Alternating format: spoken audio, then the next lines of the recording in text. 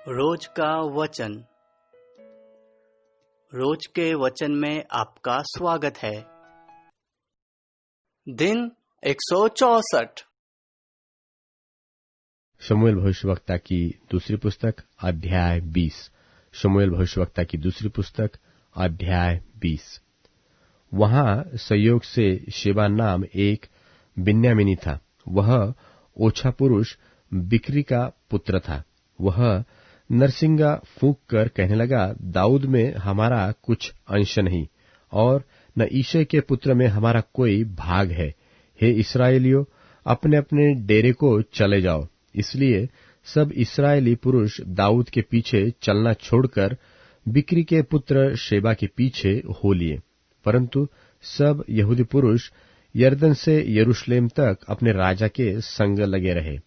तब दाऊद यरूशलेम को अपने भवन में आया और राजा ने उन 10 रखेलियों को, जिन्हें वह भवन की चौकसी करने को छोड़ गया था, अलग एक घर में रखा और उनका पालन पोषण करता रहा, परंतु उनसे सहवास न किया। इसलिए वे अपनी अपनी मृत्यु के दिन तक विधवापन की सी दशा में जीवित ही बंद रहे। तब राजा ने अमासा से कहा, यहूदी पुरुषों को 3 दिन के भीतर मेरे पास बुला ला और तू भी यहां उपस्थित रहना। तब अमासा यहूदियों को बुलाने गया, परंतु उसके ठहराए हुए समय से अधिक रह गया। तब दाऊद ने अबीशै से कहा, अब बिक्री का पुत्र शेबा अबशालोम से भी हमारी अधिक हानि करेगा। इसलिए तू अपने प्रभु के लोगों को लेकर उसका पीछा कर।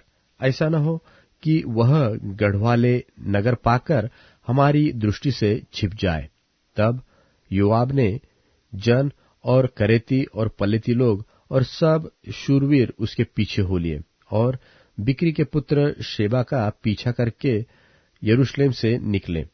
वे गिबोन में उस भारी पत्थर के पास पहुंचे ही थे कि अमासा उनसे आ मिला। योआब तो योद्धा का वस्त्र फेटे में कसे हुआ था और उस फेटे में एक तलवार उसकी कमर पर अपनी म्यान में बंधी हुई थी, और जब वह चला तब वह गिरकर निकल पड़ी। तो योआब ने अमासा से पूछा, हे मेरे भाई, क्या तू कुशल से है?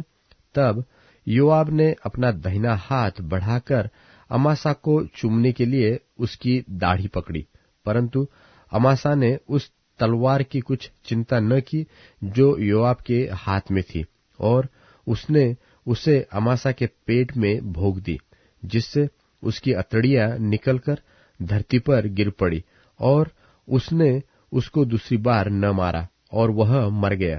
तब योआब और उसका भाई अबीशै बिक्री के पुत्र शेबा का पीछा करने को चले, और उसके पास योआब का एक जवान खड़ा होकर कहने लगा, जो कोई योआब के पक्ष और दाऊद की ओर का हो, वह योआब के पीछे हो ले। अमासा तो सड़क के मध्य अपने लोहू में लौट रहा था। तो जब उस मनुष्य ने देखा कि सब लोग खड़े हो गए हैं, तब अमासा को सड़क पर से मैदान में उठा ले गया, और जब देखा कि जितने उसके पास आते हैं वे खड़े हो जाते हैं, तब उसने उसके ऊपर एक कपड़ा डाल दिया। उसके सड़क पर से सरकाए जाने पर सब लोग बिक्री के पुत्र शेबा का पीछा करने को योआब के पीछे हो लिए, और वह सब इस्राएली गोत्रों में होकर आबेल और बेतमाका और बेरियों के देश तक पहुंचा, और वे भी इकट्ठे होकर उसके पीछे हो लिए। तब उन्होंने उसको बेतमाका के आबेल में घेर लिया और नगर के सामने ऐसा दमदमा बांधा कि वह शहर पनाह से सट गया, और योआब के संग के सब लोग शहर पनाह को गिराने के लिए धक्का देने लगे। तब एक बुद्धिमान स्त्री ने नगर में से पुकार कर कहा, सुनो सुनो, योआब से कहो कि यहाँ आए, ताकि मैं उससे कुछ बातें करूं। जब योआब उसके निकट गया, तब स्त्री ने पूछा, क्या तू योआब है? उसने कहा, हाँ, मैं वही हूं। फिर उसने उससे कहा, अपनी दासी के वचन सुन। उसने कहा, मैं तो सुन रहा हूं। वह कहने लगी, प्राचीन काल में तो लोग कहा करते थे कि आबेल में पूछा जाए और इस रीति झगड़े को निपटा देते थे। मैं तो मेल मिलाप वाले और विश्वास योग्य इस्राएलियों में से हूं, परंतु एक प्रधान नगर नाश करने का प्रयत्न करता है। तू यहोवा के भाग को क्यों निगल जाएगा? योआब ने उत्तर देकर कहा, यह मुझसे दूर हो कि मैं निगल जाऊं व नाश करूं। बात ऐसी नहीं है। शेबा नाम एप्रेम के पहाड़ी देश का एक पुरुष जो बिक्री का पुत्र है, उसने दाऊद राजा के विरुद्ध हाथ उठाया है। सो तुम लोग केवल उसी को सौंप दो, तब मैं नगर को छोड़कर चला जाऊंगा। स्त्री ने योआब से कहा, उसका सिर शहर पनाह पर से तेरे पास फेंक दिया जाएगा। तब स्त्री अपनी बुद्धिमानी से सब लोगों के पास गई। तब उन्होंने बिक्री के पुत्र शेबा का सिर काटकर योआब के पास फेंक दिया। तब योआब ने नरसिंगा फूका और सब लोग नगर के पास से अलग अलग होकर अपने अपने डेरे को गए और योआब यरूशलेम को राजा के पास लौट आया। योआब तो समस्त इस्राएली सेना के ऊपर प्रधान रहा और यहोयादा का पुत्र बनायाह करेतियों और पलेतियों के ऊपर था और अदोराम बेगारों के ऊपर था और अहिलूद का पुत्र यहोशापात इतिहास का लेखक था और शया मंत्री था और सदोक और एब्यातार याजक थे और याईरी इरा भी दाऊद का एक मंत्री था।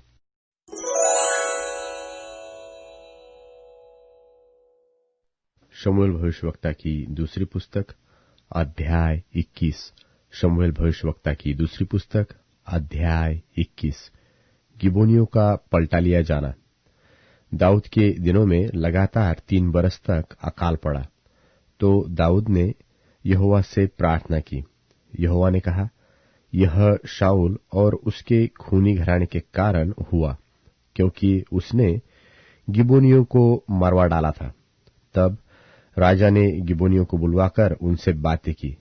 गिबोनी लोग तो इस्राएलियों में से नहीं थे, वे बचे हुए एमोरियों में से थे और इस्राएलियों ने उनके साथ शपथ खाई थी। परंतु शाऊल को, जो इस्राएलियों और यहूदियों के लिए जलन हुई थी, इससे उसने उन्हें मार डालने के लिए यत्न किया था। तब दाऊद ने गिबोनियों से पूछा, मैं तुम्हारे लिए क्या करूं और क्या करके ऐसा प्रायश्चित करूं कि तुम यहोवा के निज भाग को आशीर्वाद दे सको? गिबोनियों ने उससे कहा, हमारे और शाऊल व उसके घराने के मध्य रुपये पैसे का कुछ झगड़ा नहीं, और न हमारा काम है कि किसी इस्राएली को मार डाले। उसने कहा, जो कुछ तुम कहो वही मैं तुम्हारे लिए करूंगा। उन्होंने राजा से कहा, जिस पुरुष ने हमको नाश कर दिया और हमारे विरुद्ध ऐसी युक्ति दी कि हम ऐसे सत्यानाश हो जाए कि इस्राएल के देश से आगे को न रह सके, उसके वंश के 7 जन हमें सौंप दिए जाए और हम उन्हें यहोवा के लिए यहोवा के चुने हुए शाऊल की गिबा नाम बस्ती में फांसी देंगे। राजा ने कहा, मैं उनको सौंप दूंगा। परंतु दाऊद ने और शाऊल के पुत्र योनातान ने आपस में यहोवा की शपथ खाई थी। इस कारण राजा ने योनातान के पुत्र मपीबोशेत को, जो शाऊल का पोता था, बचा रखा। परंतु अर्मोनी और मपीबोशेत नाम अय्या की बेटी रिस्पा के दोनों पुत्र जो शाऊल से उत्पन्न हुए थे, और शाऊल की बेटी मीकल के 5 बेटे जो वह मोहोलवासी बर्जिल्लै के पुत्र अद्रिएल की ओर से थे, इनको राजा ने पकड़वाकर गिबोनियों के हाथ सौंप दिया और उन्होंने उन्हें पहाड़ पर यहोवा के सामने फांसी दी और 7 एक साथ नाश हुए। उनका मार डाला जाना तो कटनी के पहले दिनों में, अर्थात जव की कटनी के आरंभ में हुआ। तब अय्या की बेटी रिस्पा ने टाट लेकर कटनी के आरंभ से लेकर जब तक आकाश से उन पर अत्यंत वृष्टि न पड़ी तब तक चट्टान पर उसे अपने नीचे बिछाए रही, और न तो दिन में आकाश के पक्षियों को और रात में बनेल पशुओं को उन्हें छूने दिया। जब अय्या की बेटी शाऊल की रखेली रिस्पा के इस काम का समाचार दाऊद को मिला, तब दाऊद ने जाकर शाऊल और उसके पुत्र योनातान की हड्डियों को गिलादी याबेश के लोगों में से ले लिया, जिन्होंने उन्हें बेतशान के उस चौक से चुरा लिया था, जहां पलिश्तियों ने उन्हें उस दिन टांगा था, जब उन्होंने शाऊल को गिलबो पहाड़ पर मार डाला था। तो वह वहां से शाऊल और उसके पुत्र योनातान की हड्डियों को ले आया, और फांसी पाए हुओं की हड्डियों का भी इकट्ठी की गई, और शाऊल और उसके पुत्र योनातान की हड्डियां बिन्यामीन के देश के जेला में शाऊल के पिता कीश के कब्रिस्तान में गाड़ी गई। और दाऊद की सब आज्ञाओं के अनुसार काम हुआ, और उसके बाद परमेश्वर ने देश के लिए प्रार्थना सुन ली। दाऊद का पलिश्तियों पर विजय पाना। पलिश्तियों ने इस्राएल से फिर युद्ध किया, और दाऊद अपने जनों समेत जाकर पलिश्तियों से लड़ने लगा, परंतु दाऊद थक गया। तब इशबोब नोब, जो रपाई के वंश का था, और उसके भाले का फल तौल में 300 शेकेल पीतल का था, और वह नई तलवार बांधे हुए था, उसने दाऊद को मारने को ठाना। परंतु सरूयाह के पुत्र अबीशै ने दाऊद की सहायता करके उस पलिश्ती को ऐसा मारा कि वह मर गया। तब दाऊद के जनों ने शपथ खाकर उससे कहा, तू फिर हमारे संग युद्ध को जाने न पाएगा, ऐसा न हो कि तेरे मरने से इस्राएल का दिया बुझ जाए। इसके बाद पलिश्तियों के साथ गोब में फिर युद्ध हुआ। उस समय हुशाई रिब्कै ने रपाई वंशी सबको मारा, और गोब में पलिश्तियों के साथ फिर युद्ध हुआ। उसमें बेथलहेमवासी यारियोर्गिम के पुत्र एल्हनान ने गती गोलियत को मार डाला, जिसके बर्छे की छल जोलाहे की डोंगी के समान थी। फिर गत में भी युद्ध हुआ, और वहां एक बड़ी डील का रपाईवंशी पुरुष था, जिसके एक एक हाथ पांव में 6-6 उंगलियां थी, अर्थात गिनती में 24 उंगलियां थी। जब उसने इस्राएल को ललकारा, तब दाऊद के भाई शिमा के पुत्र यहोनातान ने उसे मारा। ये ही 4 गत में उस रपाई से उत्पन्न हुए थे, और वे दाऊद और उसके जनों से मार डाले गए।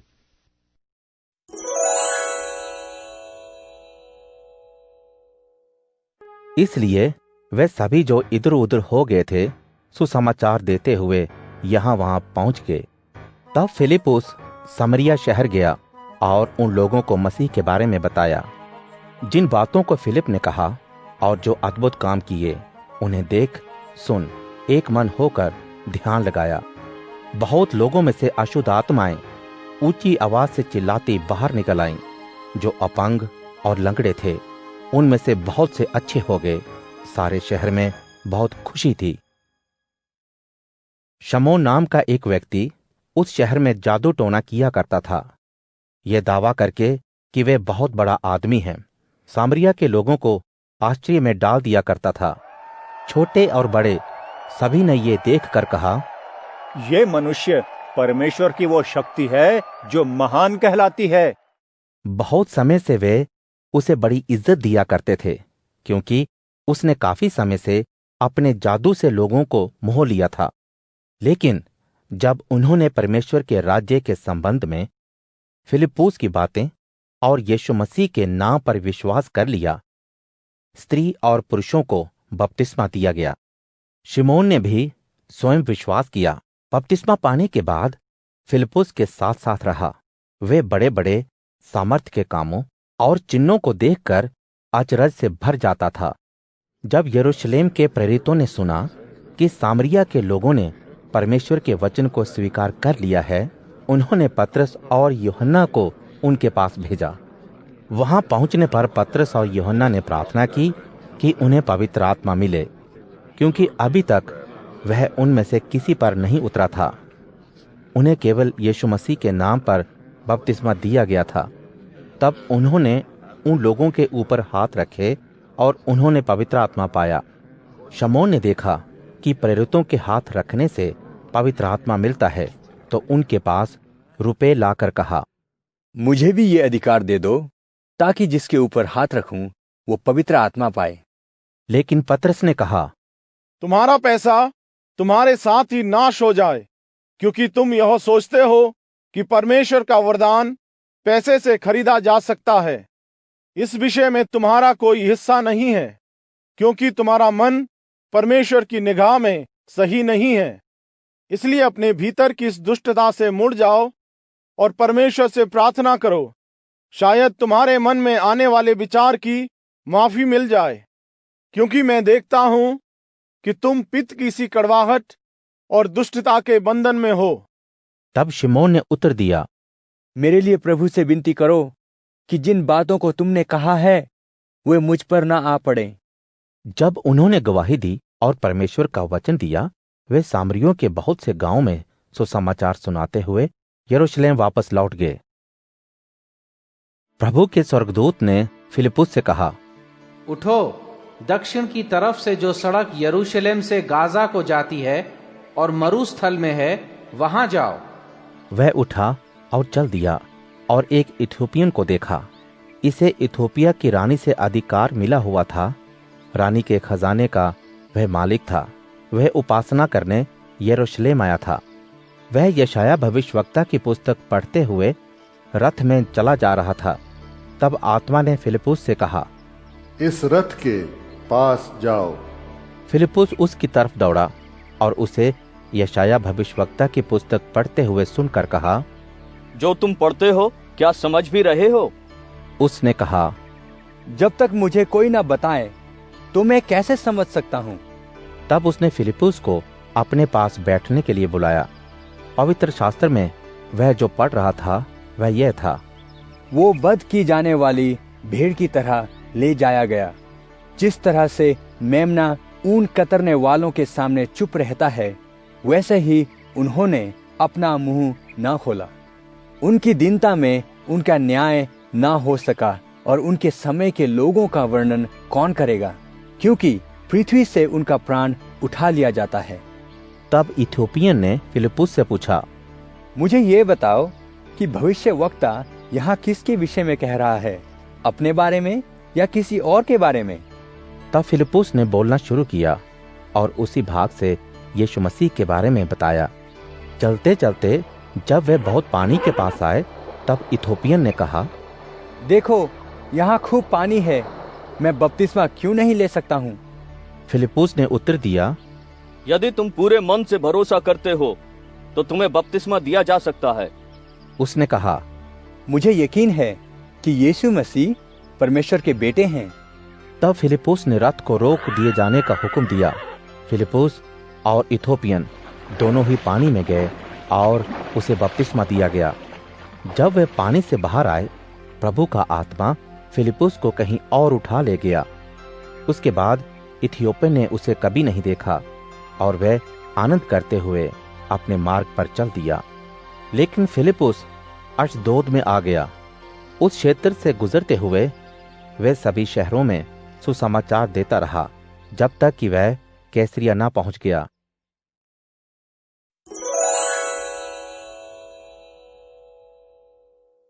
सच्चा गवाह निर्दोष व्यक्तियों के प्राण बचाता है, पर झूठ बोलने वाला व्यक्ति विश्वासघाती होता है। प्रभु की भक्ति करने से मनुष्य में सुदृढ़ आत्मविश्वास जागता है। प्रभु के भक्त की संतान कभी निराश्रित नहीं होगी। प्रभु का भय जीवन का स्रोत है, जिसके द्वारा मनुष्य मृत्यु के फंदे से बचता है। राजा की कीर्ति उसकी प्रजा की विशाल संख्या में है। जनता के बिना शासक नष्ट हो जाता है। जो व्यक्ति विलंब से क्रोध करता है वह बड़ा समझदार है, पर तुरंत क्रुद्ध होने वाला मनुष्य केवल अपनी मूर्खता को प्रकट करता है। शांत मन शरीर को स्वस्थ रखता है, पर क्रोध की ज्वाला हड्डियों को भी भस्म कर देती है। जो मनुष्य गरीब पर अत्याचार करता है वह उसके सृजक का अपमान करता है, किंतु दीन दरिद्र पर दया करने वाला उसके रचयिता का आदर करता है। दुर्जन को उसके दुष्कर्म ही उखाड़ फेंकते हैं, पर धार्मिक मनुष्य अपनी सत्य निष्ठा के कारण आश्रय पाता है। समझदार मनुष्य के हृदय में बुद्धि का निवास होता है, किंतु मूर्ख मनुष्य बुद्धि के विषय में कुछ भी नहीं जानता। राष्ट्र की उन्नति का आधार है धार्मिकता, पर पाप कौम का कलंक होता है।